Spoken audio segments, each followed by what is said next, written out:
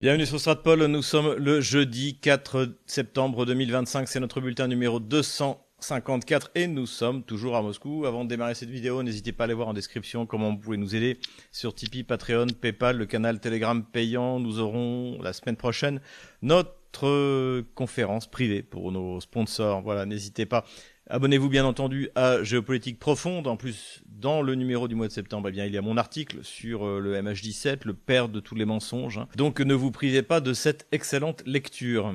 Ce qui nous a plu cette semaine, eh bien, c'est une vidéo du canal History Legend. Alors, je ne sais pas s'il y a une version française. Je crois qu'avec YouTube, maintenant, on peut cliquer et générer des sous-titres ou quasiment doubler la voix, mais donc c'est une bonne chaîne en fait qui est en anglais, c'est pour ça que je la cite pas très souvent puisque tout le monde ne parle pas anglais parmi les gens qui m'écoutent, mais là il y a vraiment un bon numéro sur le passage de l'armée ukrainienne, de la brigade en fait au corps d'armée. Et ça confirme ce que je supposais, j'en avais également parlé avec Sylvain Ferreira, c'est-à-dire que le passage au corps d'armée est, à mon avis, purement administratif, purement symbolique. Il s'agit avant tout de regrouper dans 2 corps d'armée, donc a priori de ce qu'on sait, ce serait 2 fois 10 000 hommes, eh bien les unités les plus radicalisées pour leur permettre de faire du maintien de l'ordre à l'avenir. Donc c'est pas exactement ce que dit l'auteur de History et Legend, mais en gros ce qu'il explique c'est que on est loin d'observer depuis cette annonce du passage à la formation en corps d'armée le fonctionnement comme un corps d'armée. C'est-à-dire que qu'est-ce que permet un corps d'armée? La brigade, en gros, c'est 2 000 hommes, le corps d'armée, c'est 10 000 hommes. Donc, vous avez un état-major qui dispose de beaucoup plus de souplesse et pour faire des concentrations de force bien plus importantes pour organiser le champ de bataille. Le niveau brigade a montré rapidement ses limites. Les Russes sont très rapidement passés du groupement tactique, effectivement, à de nouveau une organisation beaucoup plus traditionnelle sur le modèle du corps d'armée, de l'armée. Et effectivement, quand on le voit sur le terrain, ça fonctionne bien mieux. Voilà, vidéo assez intéressante. Si vous parlez anglais aussi, des sous-titres sont automatiquement générés, eh bien, n'hésitez pas à la regarder. Économie maintenant et avant tout évidemment investissez en Russie. Donc on vous propose toujours nos services sur Divergence Service et en description de cette vidéo. J'ai le plaisir de rencontrer 3 de nos visiteurs. Donc c'était mercredi et a priori il y en a encore toute une fournée qui arrive mercredi prochain. Donc voilà, profitez-en, venez en Russie, voyez comment ça se passe, ouvrez un compte et puis après libre à vous d'aller plus loin ou de vous en tenir là. Je reviens sur un sujet que j'avais rapidement abordé, c'était la propagande qui est faite sur l'augmentation du prix des carburants, les queues devant les stations-service. Alors donc quand on regarde les médias de grand chemin, on a l'impression que la Russie n'a plus d'essence, n'a plus de diesel, plus quoi que ce soit. Et le but aussi, c'est de nous convaincre que ce sont les frappes magiques des otano-kieviens sur les raffineries russes qui vont entraîner, en fait, qui entraînent cette pénurie d'essence. Alors, ce qu'il faut savoir, c'est que effectivement, les frappes sur les raffineries n'arrangent pas les choses, mais ce manque d'essence, il est saisonnier. Et si vous vous souvenez, on en avait parlé l'année dernière, c'est également arrivé en 2022 et c'est arrivé en 2021. Voilà. Là, à l'époque où il n'y avait pas encore l'opération militaire spéciale. La première raison, c'est que les producteurs de carburant, donc ceux qui détiennent les raffineries en Russie, eh bien, ils préfèrent vendre leur carburant à l'étranger parce qu'ils le vendent plus cher. Donc, ce qu'a fait le gouvernement russe, il l'a fait le 31 juillet, je crois, c'est ce qu'il a fait l'année dernière, c'est ce qu'il a dû faire en 2022, mais j'ai pas retrouvé, et c'est ce qu'il a fait en 2021. C'est-à-dire qu'il va interdire aux raffineries d'exporter le carburant. Et donc ça va stabiliser les prix, non pas les faire baisser, parce que l'inflation ça redescend pas. Donc et ça va mais ça va permettre donc de contrôler la hausse des prix, et ça n'a absolument ou quasiment rien à voir avec les attaques contre les raffineries dans la profondeur. En revanche, là où ça va avoir des conséquences, c'est que le carburant russe qui était livré à l'export, eh bien ne le sera plus. Et donc les pays qui étaient acheteurs vont connaître, eux, une augmentation du prix du carburant. Quoi qu'il arrive, il faut quand même savoir raison garder. L'essence 95 en Russie est 3 fois moins cher qu'en France et le diesel est 2 fois moins cher qu'en France. Donc c'est pas non plus la panique générale. D'ailleurs, je vous le dis honnêtement, à Moscou, dans la région de Moscou, on n'en a rien observé de terrible. Et oui, l'essence augmente, mais ça c'est comme ça, c'est la vie. Pour l'Ukraine, en revanche, l'hiver sera beaucoup plus difficile parce que, eh bien, elle manque de tout. Elle manque de gaz. Donc ça, c'est la faute de Zelensky, on l'a rappelé, puisque il a mis fin au transit du gaz russe par le territoire ukrainien le 1er janvier de cette année. Ça a permis, d'ailleurs, aux Russes d'utiliser le tuyau pour reprendre la région de Koursk. Et puis aux Russes de s'attaquer aux infrastructures gazières, puisque désormais, elles ne leur servent plus à rien. Kiev donc est contraint de continuer à acheter encore du gaz russe, mais cette fois il passe par Turkish Stream, Balkan Stream, et il le récupère par la Hongrie ou la Slovaquie. Mais il y avait également un autre réseau donc qui passe par la Roumanie et la Moldavie. Seulement le régime de Kiev a décidé d'arrêter parce qu'il coûte trop cher. Et oui, la solidarité des pays européens avec l'Ukraine a des limites, et donc la Roumanie et la Moldavie veulent se faire un billet au passage, et donc ça coûte trop cher, même si Kiev évidemment est payé par l'Union européenne, c'est-à-dire par Nicolas, Helmut et Giuseppe, la France, l'Allemagne et l'Italie. Ajoutons que selon l'ancien ministre de l'énergie Yuri Prodan, donc qui s'est exprimé dans les médias ukrainiens, la moitié des réseaux électriques qui ont été touchés par les frappes russes n'ont pas été réparés. Et ça va pas aller en s'arrangeant, puisque Kiev est obligé, pour faire plaisir à ses sponsors anglais, français ou allemands, de frapper encore une fois des raffineries, des infrastructures énergétiques russes, ce qui ne fait quasiment rien en fait à l'économie russe, à la Russie en général, mais à chaque fois les Russes ripostent 100 fois plus. Donc évidemment la catastrophe est au bout, et c'est pas prêt de s'arranger. L'hiver 2025, que l'on annonce en plus particulièrement froid, risque d'être très compliqué pour les Ukrainiens. Économie russe maintenant, on a eu des annonces assez intéressantes de différents acteurs économiques russes sur la croissance cette année et sur les taux d'intérêt. On en a parlé, c'est quelque chose d'extrêmement important. La politique de la Banque centrale de Madame Nabiulina, à mon avis, est aberrante.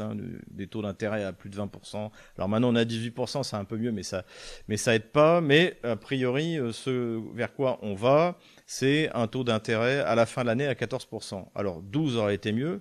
Donc c'est d'ailleurs ce qu'a dit le président de la Sberbank. La Sberbank, c'est la plus grosse banque de Russie. L'État est actionnaire à 50%, en disant que précisément ça, c'est que on aurait un taux d'intérêt à 14% en décembre, mais que il faudrait rapidement qu'on passe à 12% et même en dessous. Mais a priori, donc la pression qui est mise par le ministère de Développement économique, par le ministère des Finances, finalement, commence à fonctionner, et la Banque centrale devient plus raisonnable. Les conséquences de ça, c'est que Reshetnikov, le ministre du Développement économique, a annoncé que le gouvernement russe prévoyait une croissance limitée à 1,5% au lieu de 2,5% prévu, sachant que le 1,5%, c'était quand même la prévision qui était la plus globalement partagée au début de l'année 2025. Voilà, le gouvernement russe vraisemblablement était trop optimiste, surtout avec les taux délirants de la Banque centrale qui avaient été mis en place par Madame Nabiulina. Économie toujours, et ça va avoir des conséquences sur la nôtre évidemment, cette annonce de Mark Rutte, le secrétaire général de l'OTAN, qui a annoncé triomphalement que l'Union européenne devait désormais 2 milliards de dollars aux États-Unis pour les armes qui sont achetées pour l'Ukraine. Alors des armes d'attaque, des armes de défense. Donc ça veut dire quoi? Ça veut dire que, encore une fois, Nicolas, Helmut et Giuseppe vont payer pour ces armes qui vont être livrées à l'Ukraine et qui ne lui permettront pas de gagner la guerre, qui vont même sans doute, qui risquent d'aggraver les conséquences de la guerre, les conséquences territoriales, puisque plus on attendra pour faire la paix, plus les Russes seront gourmands. Mais ça, voilà, c'est le grand triomphe d'Emmanuel Macron, de Friedrich Merz et de Giorgia Meloni. La principale annonce économique de cette semaine, c'est évidemment la signature du mémorandum pour lancer la construction de Force de Sibérie numéro 2. Alors ça, je l'ai souligné pour ceux qui me suivent sur Twitter. Évidemment, Force de Sibérie numéro 2 était un projet qui devait arriver. On avait eu des articles, y compris dans la presse américaine, le New York Times, si je me souviens bien, il y a 1 an, il y a 2 ans, comme quoi ça se ferait pas, les Chinois n'en voulaient pas, ils étaient pas prêts à payer le prix, etc. Alors on avait entendu exactement le même discours sur Force de Sibérie numéro 1. Ça coûtera trop cher, les Russes vont se faire avoir, etc., etc. Bon, résultat, Force de Sibérie a été construit grâce aussi à la pression des Occidentaux, puisque la décision a été prise en 2014. Le gazoduc a été livré en 2029 et depuis, il fonctionne au maximum de ses capacités, 38 milliards de mètres cubes. Et d'après ce que j'ai lu, on pourrait même, en forçant, monter à 46 milliards de mètres cubes. Et les Chinois l'utilisent autant qu'ils peuvent et ils consomment au-dessus des engagements qu'ils avaient pris au début de cette construction. Ajoutons aussi que toutes ces constructions de gazoducs en Sibérie permettent d'amener du gaz dans des régions où elles n'y sont pas. Donc c'est aussi du développement du territoire. C'est pour ça que ceux qui raisonnent uniquement en disant oui mais avec l'argent que ça va coûter pour le construire, c'est pas rentable, etc. La question elle n'est pas là. C'est comme de construire une route. Si vous allez à Kaliningrad, les routes elles sont magnifiques.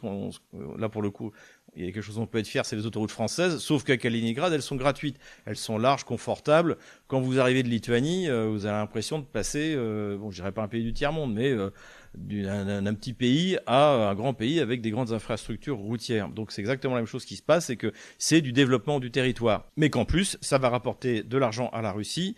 C'est un très mauvais coup, mais qui n'aura pas d'impact immédiat sur le gaz liquéfié américain, puisque effectivement ça va être un concurrent. Le gaz, l'avantage du gaz qui passe par gazoduc, c'est que le plus souvent ce sont des contrats à long terme, donc le prix est plus bas, plus stabilisé, c'est fiable. C'est pour ça qu'on avait fait Nord Stream 1 et Nord Stream 2.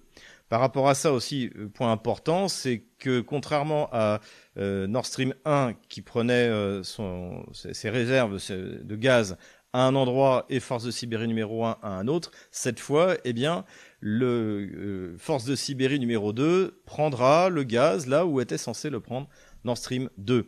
Donc, ça ne veut pas dire que si demain on rouvre le tuyau de Nord Stream 2 qui fonctionne encore, ça ne va pas marcher, mais globalement, les Russes ont une alternative, donc ça va être quelque chose qui va structurer la consommation de l'énergie de la Chine sur les dizaines d'années à venir, il faut bien le dire. Vladimir Poutine lui-même en a parlé. Donc on estime qu'avec les 38 milliards du premier gazoduc, plus les 50 milliards du futur gazoduc dont on imagine qu'il sera prêt dans 4 ans, donc les producteurs de gaz liquéfié américains ont 4 ans pour faire de l'argent, et bien plus aussi le fait que maintenant les Chinois prennent le gaz liquéfié transporté par méthanier.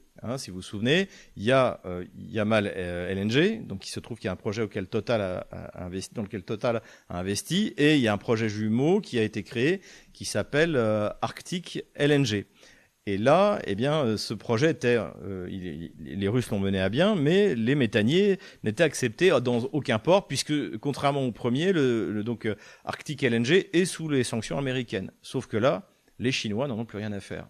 Et donc désormais, les méthaniers russes, depuis plusieurs semaines, eh bien, ont commencé à accoster dans les ports chinois. Donc c'est un véritable virage économique auquel les médias de grand chemin, comme d'habitude, n'ont pas cru parce que c'est pas sérieux entre la Chine et la Russie. Il y en a un qui manipule l'autre. Non, la relation entre la Chine et la Russie est parfaitement équilibrée. Et je dirais même, elle est légèrement déséquilibré en faveur de la Russie, puisque la balance commerciale entre la Chine et la Russie est bénéfique à la Russie. C'est loin d'être le cas avec les autres partenaires économiques, à commencer par les États-Unis. Mais là aussi, en plus, c'est une vision occidentale des choses, c'est-à-dire que systématiquement, il faut du rapport de force, il faut qu'il y en ait un qui domine l'autre. Mais en Asie, et dans le monde qui est en train de se créer, eh bien, il peut y avoir un compromis. Il peut y avoir une relation qui soit autre qu'une relation de maître à esclave, de suzerain à vassal, mais une relation de partenariat. Et d'ailleurs, c'est un peu la nouvelle structure du nouvel ordre mondial. Pardonnez-moi, j'ai voulu vous provoquer un peu avec cette expression, et que l'on est en train de voir se mettre en place au profit de ce qui s'est passé en Chine toute cette semaine.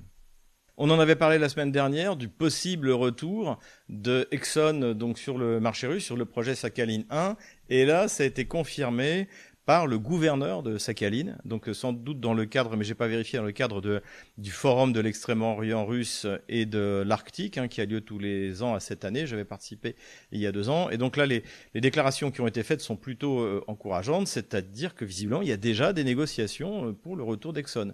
Et ça évidemment, comme on l'a dit la dernière fois, c'est un signe de rapprochement de Washington et de Moscou au-delà de la crise ukrainienne qui, petit à petit, finalement, dans la relation entre les deux grands, devient de plus en plus annexe. Encore un exemple de remplacement des importations et de remplacement des investisseurs industriels en Russie. Donc ça, c'est effectivement la politique qui est suivie par Vladimir Poutine depuis 2014, on peut le dire. Et bien là, on a l'exemple de Bosch qui fonctionnait, qui fabriquait des perceuses, des instruments électriques pour le marché russe. Et bien Bosch s'est retiré sous la contrainte des autorités allemandes, un peu comme Legrand, Renault, Société Générale se sont retirés du premier marché d'avenir potentiel pour en Europe, tant pis pour eux, mais malheureusement. Et là, l'usine a repris son activité, mais cette fois entre les mains des Russes. Le seul bémol, c'est qu'ils ont appelé l'usine Engels Electro Instrument. Et franchement, pour quelqu'un d'anti-marxiste comme moi, c'est très très difficile. Politico-diplomatique maintenant, alors si vous me suivez notamment sur Twitter ou sur Telegram, vous avez dû en entendre parler, j'ai déjà fait plusieurs messages à ce sujet. Nous avons vécu un moment historique avec ce qui s'est passé en Chine, donc d'abord à Tianjin où il y a eu la réunion de l'organisation de coopération de Shanghai et ensuite à l'occasion du défilé de la victoire contre le militarisme japonais, donc le 3 septembre 1945. Après, d'ailleurs, ajoutons-le, une opération magistrale, victorieuse, l'art opératif à son sommet en Mandchourie par l'armée russe. Juste après la défaite allemande, il y a eu les conférences de Potsdam, et là, les soviétiques s'étaient engagés à aller donner un petit coup de main aux Américains qui traînaient un petit peu la patte contre les Japonais. Et les Russes ont réussi en un temps record. En 3 semaines, ils ont envoyé 1 million d'hommes, je crois, et avec le matériel. Et en 3 semaines, ils ont liquidé la principale force militaire qui restait au Japon, l'armée du Guandong, et ils ont liquidé de manière magistrale, cette armée. Et donc c'est ça qui a réellement poussé le Japon à capituler. Alors j'ai toujours recommandé à cette occasion la lecture de l'excellent livre de Jacques Sapir à ce sujet, La Mandchourie oubliée, parce qu'effectivement on a oublié cette campagne de Mandchourie.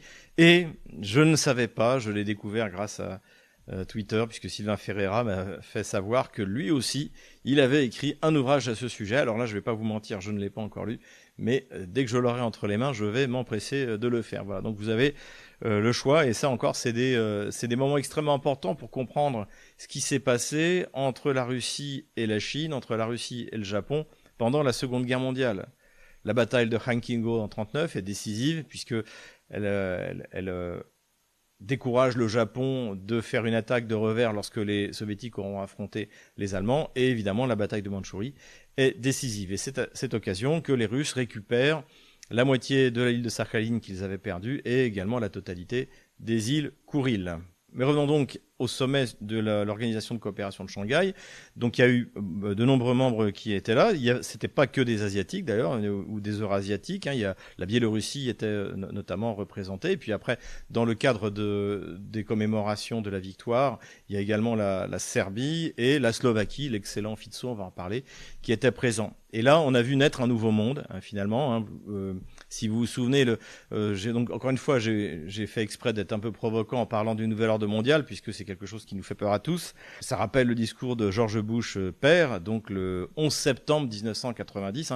Le hasard a voulu que le 11 septembre 1990, George Bush père annonce le nouvel ordre mondial, et puis 11 ans plus tard, avec le 11 septembre 2001, cet acte terroriste a permis la mise en œuvre de ce nouvel ordre mondial qui en fait correspond à une domination totale, en tout cas espérée, de Washington sur le reste de la planète, avec des États esclaves comme les États européens et des États qu'on essaie de soumettre par la force.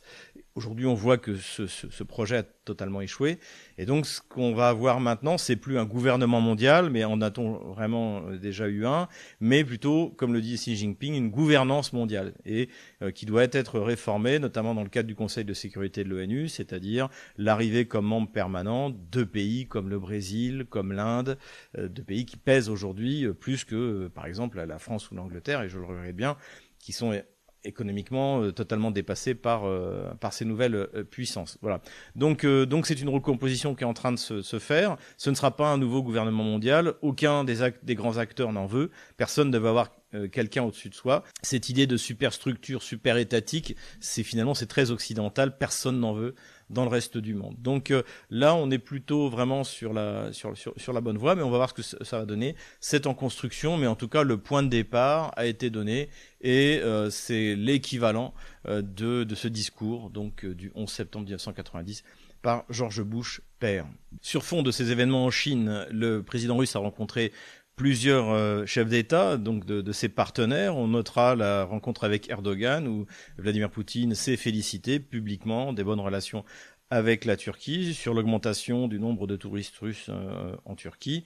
Et donc on voit bien que même si effectivement il y a toujours une hostilité entre l'Empire ottoman et l'Empire russe, eh bien le réalisme économique, le réalisme géopolitique fait que pour l'instant, la relation entre la Turquie et la Russie est bonne. Le président russe a également rencontré Sassou Nguesso, donc président Sassou Nguesso, qui est le président du Congo-Brazzaville, donc un des pays d'Afrique les plus riches en ressources, hein. Et notamment, il était question de coopération dans la construction d'oléoducs au profit du Congo. Donc de ce côté-là aussi, la Russie élargit son partenariat avec les pays d'Afrique. Parmi ces rencontres bilatérales, il y a eu des pays européens, il y a bien sûr eu l'excellent Loukachenko, président de la Biélorussie, il y a eu le président Vučić de la Serbie, mais j'ai surtout retenu le Premier ministre Robert Fico de Slovaquie, qui a tenu des propos qui n'ont pas dû faire beaucoup plaisir à la Commission européenne et aux membres dominants de cette Union européenne, comme Emmanuel Macron, Friedrich Merz ou Madame Meloni. Et il a d'ailleurs dit que finalement, aujourd'hui, ce n'était pas la Russie qui était isolée, mais l'Union européenne. Et évidemment, il a parfaitement raison. En dehors donc de toutes ces négociations qui ont eu lieu en Chine, on a appris également que les États-Unis et la Russie allaient continuer, au moyen des ministères des Affaires étrangères, de continuer les négociations pour le rapprochement entre les deux grandes puissances. Là aussi, les choses vont dans le bon sens. Inversement, la coalition des velléitaires a encore fait parler d'elle et s'est ridiculisée, puisque Volodymyr Zelensky s'est rendu à Paris, où il a rencontré Emmanuel Macron, et il a d'ailleurs dit... Il avait dû voir notre dernier bulletin sur la coalition des velléitaires, que pour l'instant, la coalition des volontaires était surtout théorique, sans blague. Évidemment qu'elle est théorique, de toute manière, il n'y a plus d'argent, il n'y a pas d'armes et il n'y a pas de soldats. Donc il y a eu des grandes déclarations d'Emmanuel Macron, on va revenir sur la plus drôle, évidemment, tout à l'heure, dans l'empire du mensonge et le moment bunker, mais tout ça ne donne rien, en dehors du fait que toutes les armes que va livrer Washington devront être payées par Nicolas, Helmut et Giuseppe. Dernière nouvelle politico-diplomatique, chapeau au député européen Thierry Mariani, avec lequel j'ai eu le plaisir d'ailleurs de participer à une émission de divergence politique. Il est venu pour prendre la défense devant le Parlement européen de Madame Gutsoul. Donc on en a parlé également dans notre dernier bulletin. Madame Gutsoul est la représentante de la minorité Gagaouz en Moldavie et elle a été jetée en prison. Sur le modèle ukrainien et je pense bientôt français, puisque eh bien elle conteste le régime qui a été mis en place par l'Union européenne en Moldavie. Donc voilà, bravo à lui. Et d'ailleurs, il se présente, je crois, comme maire du 7e arrondissement. S'il y a des gens du 7e arrondissement qui nous écoutent, n'hésitez pas à aller voter pour lui. Terrorisme maintenant, et le grand événement terroriste de cette semaine, c'est évidemment l'assassinat, d'autres diront l'exécution, d'Andrei Paroubi, donc qui est un leader bandériste. Alors, je n'aime pas utiliser le mot nazi parce que tout le monde se traite de nazi en France, donc ça veut absolument plus rien dire. Mais lui, c'était quand même un vrai nazi, donc raciste anti-russe, une haine de l'orthodoxie, organisateur des massacres de Maïdan. On le voit avec des vidéos où il est avec les snipers, donc qui ont tiré non seulement sur les forces de l'ordre, mais également sur les manifestants pour faire accuser le gouvernement de Yanukovych. C'est l'organisateur du massacre d'Odessa, donc le 2 mai 2014. C'est l'organisateur de la répression dans le Donbass. Voilà. Et il a été président du Parlement ukrainien et il a rencontré, également été ministre, et donc il a rencontré évidemment toute la clique de socialistes du gouvernement de François Hollande de l'époque, qui a apporté son total soutien. De toute manière, depuis Pierre Laval et Marcel Déat, du côté des socialistes et de la collaboration, rien n'a changé. Ce qui est intéressant, c'est que la thèse initiale, et qui d'ailleurs honnêtement je n'aurais pas rejeté, je voyais ça finalement soit comme une vengeance de la résistance ukrainienne pro-russe, soit comme une opération des services secrets russes, mais c'était moins probable puisque, en fait, Paroubi est sorti de la vie politique ukrainienne. Il était toujours député, mais on le voit apparaître en 2022, si vous vous souvenez, il est en uniforme avec son pistolet, là, sa Kalachnikov. Mais après, il a disparu de l'horizon. Donc, c'était pas vraiment un objectif symbolique suffisant qui aurait justifié une opération des services secrets russes. Mais finalement, ce n'est pas non plus une opération de la résistance ukrainienne, ou alors d'une résistance auquel on ne s'attendait pas, c'est celle des pères de famille. Puisque le meurtrier a été très rapidement retrouvé, et c'est un père de famille, donc père d'un enfant qui a été envoyé sur le front en 2022, alors qui était envoyé, à mon avis, d'après ce qu'on a vu dans les réseaux sociaux, volontairement. Il n'était pas du tout pro-russe, il n'a pas été envoyé malgré lui, il était plutôt du côté du régime de Kiev. De toute manière, ce sont des habitants de Lvov, donc on est au cœur du bandérisme, c'est le cœur de la secte Ouniat. D'ailleurs, Paroubi a été enterré à l'église Ouniat, et donc a priori, c'est plutôt une famille qui est russophobe, voilà. Le problème, c'est ce qu'a dit ce père, qui a été rapidement interviewé. Le problème, c'est qu'il veut retrouver le corps de son fils. Voilà. Et là, on rejoint, si vous vous souvenez, la vignette que j'avais faite, j'en avais parlé les Antigones de Kiev, ces femmes ukrainiennes qui veulent qu'on leur dise où est le corps de leur fils et de leur mari. Et évidemment, le régime de Kiev ne veut pas le dire, parce que s'ils sont morts, il faut payer une pension. S'ils ont disparu, on paye rien. Il y a ça, et puis surtout, il faut dissimuler les pertes. Donc, c'est entraîné un gros problème lorsque les Russes sont arrivés avec des milliers de corps de soldats ukrainiens que les Russes, eux, ont récupérés. Donc, ils échangent 6000 corps, alors que les Ukrainiens n'ont qu'une cinquantaine de corps à rendre. Donc, évidemment, c'est une catastrophe pour le marketing du régime de Kiev. Et puis, ça coûte cher si tout d'un coup, il faut commencer à payer des dédommagements à toutes ces familles. Et donc le père a dit deux choses extrêmement importantes. Il a dit: je veux être rapidement jugé et être échangé contre des soldats ukrainiens pour pouvoir aller récupérer le corps de mon fils. Son fils est mort à Bakhmout, a priori en 2022. C'est ça qu'il veut. Et quand on lui a demandé pourquoi est-ce qu'il avait tué Paroubi, il a répondu: parce que je vivais à Lvov et que lui vit à Lvov. Si j'avais vécu à Vinnytsia, j'aurais tué Poroshenko, l'ancien président, donc qui a déclenché les opérations de représailles dans le Donbass en 2014. Donc tout ça est bien triste, et ça nous rappelle bien que, encore une fois, c'est une guerre de civilisation. Si Sophocle écrit Antigone il y a 5 siècles avant Jésus-Christ, c'est que le fait d'enterrer les morts, de les remettre à la terre, c'est quelque chose de fondamental pour faire son deuil. C'est la règle de toute l'humanité. Voilà, c'est le contraire du cannibalisme, c'est le contraire de... Voilà, c'est n'importe quelle civilisation fait ça. N'importe laquelle, sauf l'Occident dégénéré en Ukraine. Et c'est là-dessus quand même que je vous invite à méditer pour comprendre ce contre quoi on se bat dans cette guerre finalement de la civilisation européenne chrétienne contre les sauvages de l'Occident dégénéré. Alors moi maintenant, je reviens rapidement parce que ça a créé des problèmes à certains sur mon jeu de mots Reichsmetall, donc qui était le titre de mon dernier bulletin. En fait, je faisais allusion à Rheinmetall avec 2 L cette fois, qui était la société, la compagnie allemande de production d'armement, le grand groupe allemand de production d'armement, qui bénéficie de tous les fonds qui ont été attribués par l'Allemagne et qui donc a lancé sa grande usine qui doit produire 350 000 obus de 155 mm en 2027. Mais attention, là aussi, ça ne veut pas dire que je pense que l'Allemagne est en état d'attaquer qui que ce soit. Même si Merz, paraît-il, est le descendant d'une dynastie de nazis, c'est pas pour autant qu'il a envie d'attaquer la Russie, et c'est surtout pas pour autant qu'il en a les moyens. Il n'y a pas de soldats allemands prêts à aller se battre en Russie. C'est pas possible. Ils sont déjà donnés il y a 80 ans et ça s'est mal passé. Et ensuite, d'après le dernier sondage, souvenez-vous, il y a 16% des Allemands qui sont prêts à mourir pour l'Allemagne, à sacrifier pour l'Allemagne, à se battre pour l'Allemagne. Et comme me le soulignait d'ailleurs un de mes abonnés dans notre conférence privée du mois dernier, en plus c'est les gens de l'AfD qui sont prêts à se battre pour la patrie. C'est les nationalistes. Et les nationalistes en Allemagne, ils sont pro-russes, comme 90% des nationalistes français. Donc là aussi, ça passera pas. Voilà, petite précision sur Reichsmetall. En fait, c'est Rheinmetall, pour ceux qui n'avaient pas compris. Toujours par rapport à mon dernier bulletin, confirmation que les Russes ont bien, avec un drone naval, détruit un patrouilleur de l'armée ukrainienne sur le Danube. Alors c'est évidemment une véritable catastrophe pour le régime ottano-kievien, puisque le Danube est un des principaux axes de transport, on en a souvent parlé, donc non seulement des transports militaires, mais du transport commercial. Les navires partent du Danube ou arrivent au port d'Ismaël sur le Danube, vont en Roumanie et après font du cabotage jusqu'au détroit du Bosphore. Donc si jamais les Russes sont capables de déployer massivement des drones pour contrôler la circulation dans le Danube, c'est une véritable catastrophe. Après, bon, j'imagine que l'OTAN va trouver des moyens aussi de combattre ces drones, mais finalement, on s'aperçoit que le contrôle de la mer Noire et notamment de l'embouchure du Danube, eh bien, c'est plutôt les Russes qui l'ont, désormais, qui ont la supériorité technologique.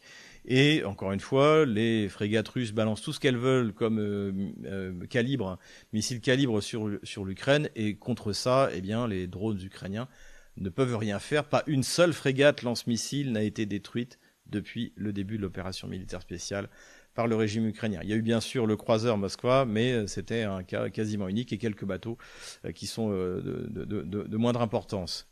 Armement toujours, et on apprend par le New York Times, donc ce n'est pas par un agent du Kremlin, qu'il n'y a plus de TNT, d'explosifs, aux États-Unis, ce qui pose un problème notamment pour l'exploitation des mines aux États-Unis. Et on apprend pourquoi. Eh bien, c'est parce que comme ça coûtait cher à la production, les Américains s'étaient tournés vers deux gros producteurs qui étaient, devinez qui, la Chine et la Russie. Évidemment, depuis, la Chine et la Russie ne livrent plus, et donc le fournisseur alternatif, quoique de moindre importance, c'était la Pologne. Le problème, c'est que tout l'explosif que produit la Pologne, eh bien, part en Ukraine, évidemment. Donc, gros problème par rapport à ça, et ça nous rappelle un problème qui avait eu lieu, déjà qu'on avait constaté, ça c'était Bloomberg en mars de cette année, c'est qu'il n'y avait plus de poudre à canon pour les complexes militaro-industriels occidentaux. Donc, encore une fois, ça confirme ce que nous avons analysé sur Stratpol, c'est que c'est pas le tout d'imprimer de la monnaie, de faire du quantitative easing, comme on dit, de l'assouplissement quantitatif en imprimant de la monnaie, comme on a fait pour se sortir de la crise de 2008, la crise bancaire.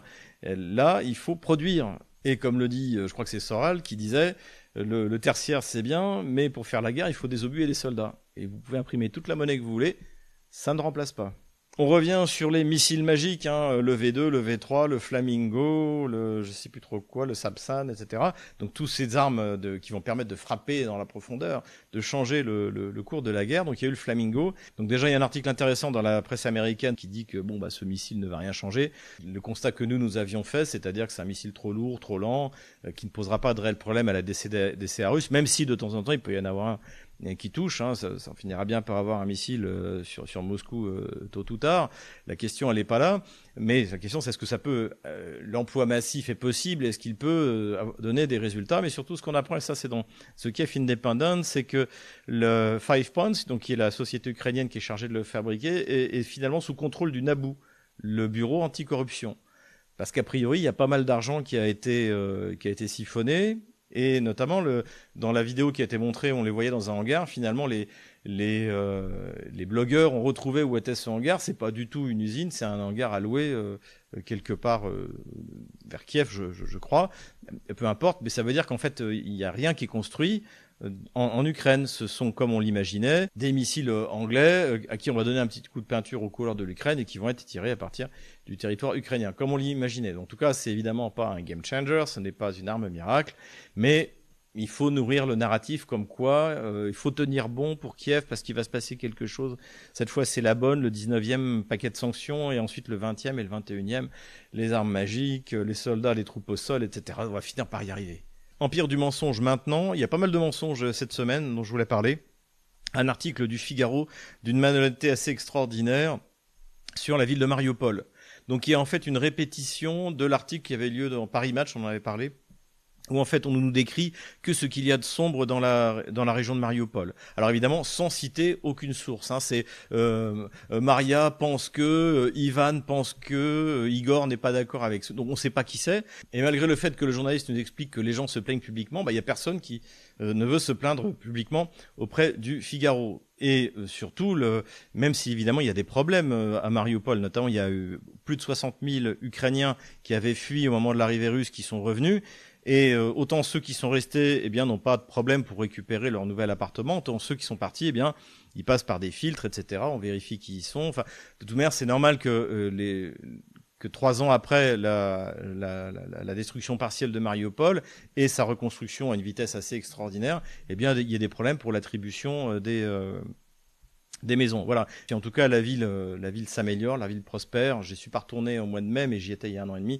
et les gens qui m'y avaient emmené m'ont dit c'est encore mieux que ça l'était. Donc c'est un véritable potentiel et c'est une ville sympathique. Et je pense qu'il y a une commande qui est faite, je sais pas, peut-être par l'ambassade d'Ukraine à Paris ou par tout simplement le régime d'Emmanuel Macron, de demander à faire régulièrement des articles pour dire du mal de ce que les Russes ont voulu présenter comme une vitrine. Alors là, je vous dirais pas, contrairement à Moscou, aller faire un tour, parce que c'est encore compliqué d'aller dans le Donbass pour des non-russes, mais comptez sur moi, j'y remettrai spécialement les pieds la prochaine fois où j'irai dans le Donbass et on vous montrerai un peu comment ça se passe là-bas. Empire du mensonge toujours, cette fois c'est Bruno Tertrais. Alors lui c'est un spécialiste, il nous avait vendu en 2003 les armes de destruction massive, et là il est passé bien sûr sur LCI, et voilà ce qu'il a dit. En revanche, il y a ce que j'appelle les empires guéris, c'est-à-dire ceux qui ont tourné la page, à mon sens, de l'impérialisme. Et ce sont tout simplement les anciens empires belges, français, allemands, anglais, qui n'ont plus une logique d'empire. Et c'est pour cela que le projet européen est particulièrement important. C'est parce qu'on est passé à autre chose, une autre logique, mais il n'empêche qu'on n'a pas été préparé mentalement au retour brutal de tous ces prédateurs, surtout quand on en a un nouveau qui arrive, le plus gros d'entre tous, c'est les États-Unis. Donc pour résumer, vous avez les empires partout dans le monde qui sont très très méchants. Vladimir Poutine, Donald Trump, Xi Jinping, Modi, et puis il y a les gentils européens gauchistes qui eux ont complètement renoncé au colonialisme. D'ailleurs, c'est très bien de souligner parce qu'encore une fois, le colonialisme, c'est un truc de la Troisième République, de Jules Ferry, de Gambetta, de la gauche française, hein, et même sur la guerre d'Algérie, c'est François Mitterrand, ministre de l'Intérieur de la Quatrième République, qui envoie le contingent. Donc ça, c'est toujours important de le rappeler. Et donc là, il explique qu'en revanche, ça y est, les pays européens ne veulent plus faire de colonialisme. Sauf que oui, effectivement, il n'y a plus de colonialisme en Afrique, mais il y en a en Europe de l'Est. Et donc ce Tertrais ose dire, alors que la France vient d'organiser un coup d'État en Roumanie, est en train d'en organiser un en Moldavie, avec arrestation des opposants, avec contrôle des cours constitutionnels pour faire les élections, donc une espèce de néocolonialisme le plus, d'ailleurs, sans aucun complexe, totalement ouvert et justifié moralement, y compris, on l'a vu en Moldavie, par la présidente du comité électoral moldave, en disant c'est normal qu'il y ait des ingérences de l'Union européenne, mais il ne faut pas qu'il y en ait du côté russe. Donc ce Bruno Tertrais, après avoir essayé de nous vendre les armes de destruction massive irakiennes en 2003, essaie de nous vendre le fait que l'Union européenne n'est pas une puissance coloniale. Un Tertrais, ça ose tout. Mais tout de suite, le moment bunker. Le moment bunker, évidemment, cette semaine, c'est Emmanuel Macron. On ne connaît pas le bilan précis de cette guerre, mais on sait que la Russie a perdu dans son dessein plus d'1 million de soldats, tués ou blessés, pour conquérir moins d'1% du territoire ukrainien depuis novembre 2022. Donc là, évidemment, on peut considérer que c'est très très imprudent de la part d'Emmanuel Macron d'annoncer un chiffre pareil qui normalement est fait pour être balancé sur LCI par des gens qui sont payés pour le faire, etc. Mais prendre sur soi devant le monde entier, enregistré par l'Internet, un chiffre aussi délirant des pertes russes, évidemment, c'est un risque énorme. Ce qui montre aussi qu'Emmanuel Macron est aux abois et de toute manière, il est prêt à raconter n'importe quoi. Mais ça peut être aussi le syndrome d'un autre problème que j'ai évoqué dans mon bouquin Ukraine, pourquoi la Russie a gagné, c'est que son entourage lui sert les mensonges qu'il a envie d'entendre. À lui, au ministre des Affaires étrangères, le psycho Barrot, ou au ministre de la Défense, on l'a vu avec Burkhardt qui était prêt à répéter n'importe quoi, c'est-à-dire pour se mettre à l'abri d'être soupçonné d'être pro-russe, en fait on raconte n'importe quoi. C'était le cas de l'attaché militaire français que je cite dans mon bouquin d'ailleurs, qui racontait absolument n'importe quoi sur l'état de l'armée russe avant l'opération militaire spéciale. Donc ça, c'est aussi un des vices des régimes autoritaires, c'est-à-dire qu'au bout d'un moment, tout le monde a peur de tout le monde, et le fait même de dire attention, l'armée russe est puissante, ah mais vous êtes pro-russe. Je vous conseille d'aller d'ailleurs sur le Twitter, de temps en temps je vais sur le Twitter, le fil X du général Kempf, qui est pro-ukrainien. Mais l'irréaliste, il est en train de dire, attention, là ils sont en train de se prendre une fessée, ils sont en train de se faire laminer, etc. Et les commentaires, ah oui, vous êtes pro-russe. Alors que Kempf est pro-ukrainien depuis le début. Mais en fait, le fait même de dire, attention, ça se passe mal sur le terrain, le fait de dire la vérité, de dire la réalité, fait de vous un agent du Kremlin. C'est une espèce de pathologie liée à la propagande et liée à la défaite. Encore une fois, ce que fait Emmanuel Macron, son hystérie avec Zelensky dans ses déclarations, le fait d'annoncer des chiffres délirants qui correspondent absolument à rien, c'est un comportement ce que j'appelle les pathologies de la défaite, c'est-à-dire le refus de la réalité avant la dépression et puis finalement l'acceptation de la défaite face à l'armée russe. Considération militaire générale maintenant, la carte Gerasimov, en fait, donc le chef d'état-major de l'armée russe, a fait un exposé de la situation sur le terrain, assez intéressant, assez complet, et derrière lui, il y avait une carte. Et cette carte, en fait, c'est la carte de la Nouvelle-Russie. Donc, beaucoup d'interprétations. Est-ce que c'était fait exprès ? Je pense que ça a été fait exprès, honnêtement. Je pense que les Russes ont envie d'annoncer la couleur. Je pense qu'en tout cas, c'est ce que veut le ministère de la Défense. C'est ce que veut l'armée, c'est-à-dire régler l'affaire une bonne fois pour toutes. Et le fait de prendre Odessa permet de relier la Transnistrie et règle l'affaire ukrainienne définitivement, enfin en tout cas pour plusieurs siècles. Donc je pense qu'effectivement c'était pas innocent. Et de toute manière, personnellement, en tant que citoyen russe, je suis favorable à ce que la guerre dure jusqu'à la prise d'Odessa, qu'on ait définitivement la paix avec cet Occident collectif dégénéré et que la Russie contrôle l'essentiel des côtes de la mer Noire. Voilà ce que je voulais dire à ce sujet. Une petite photo que je voulais vous faire partager, c'est celle des tranchées dans la forêt de Kremenna. Alors je vous montrerai où c'est sur la carte des opérations militaires.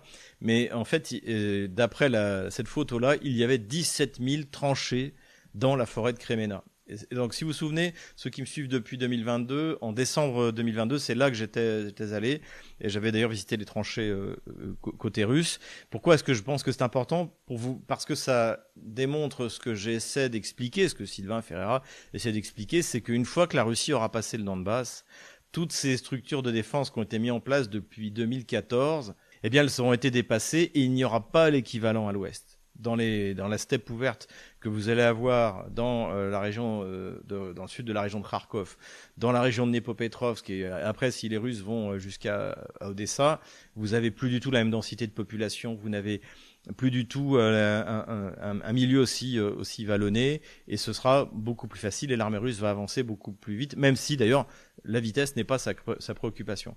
Donc je trouve que cette photo était intéressante par rapport à ça, pour vous montrer ce que les Russes étaient en train de dépasser, parce qu'effectivement la forêt de Kremenna a été quasiment totalement nettoyée des troupes otano-kieviennes. Dernière considération militaire, c'est une déclaration qu'a fait Vladimir Poutine lors de la conférence de presse qu'il a donnée juste à la fin de son séjour en Chine. Donc il était devant les médias russes et il a fait plusieurs remarques, notamment il a pris avec humour, je pense qu'il a eu raison, la déclaration de Donald Trump qui disait à Xi Jinping de saluer Kim Jong-un et Vladimir Poutine avec qui il s'entendait bien et qui était en train de comploter contre lui.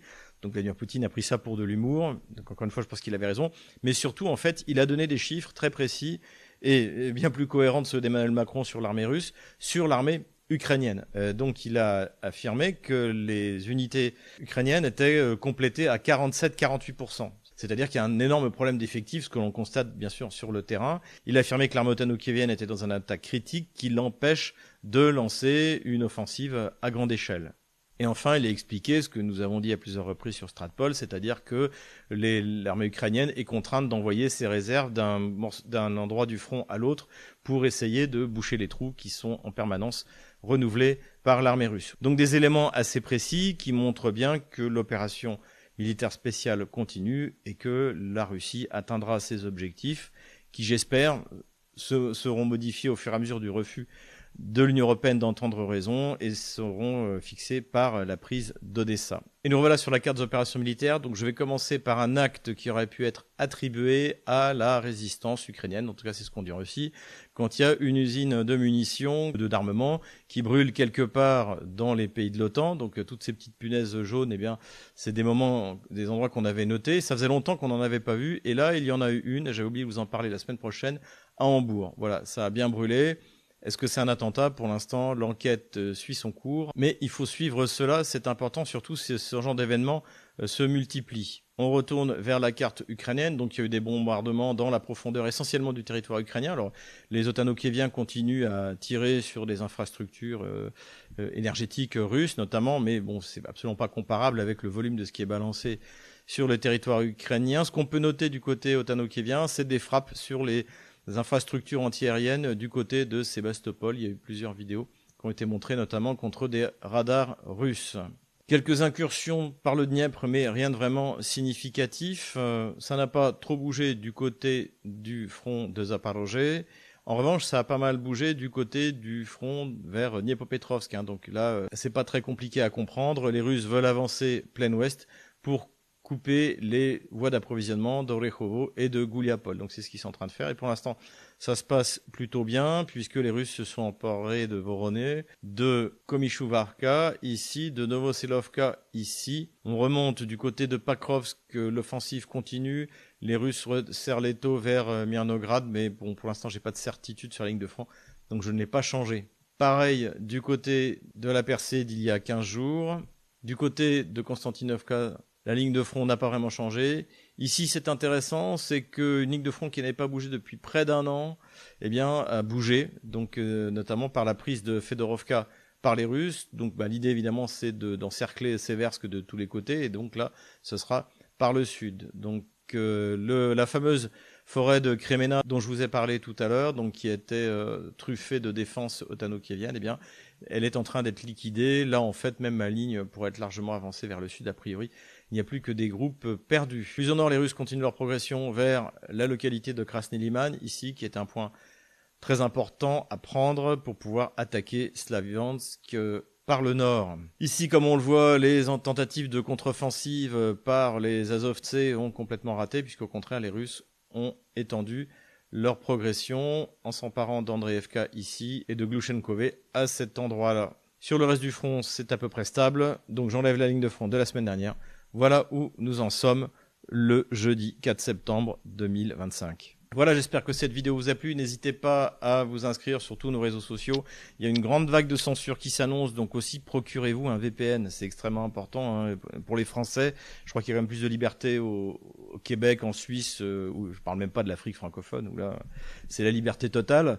Donc voilà, malheureusement, en France, on n'a pas la liberté qu'ont les Africains. Donc dotez-vous d'un VPN, parce que je ne sais pas ce qui restera de X, je ne sais pas ce qui restera de Telegram, ou de l'accès même à Odyssey. Voilà, je pense qu'on va vers une grande vague de censure. Donc inscrivez-vous sur tous les réseaux sociaux, dotez-vous d'un VPN.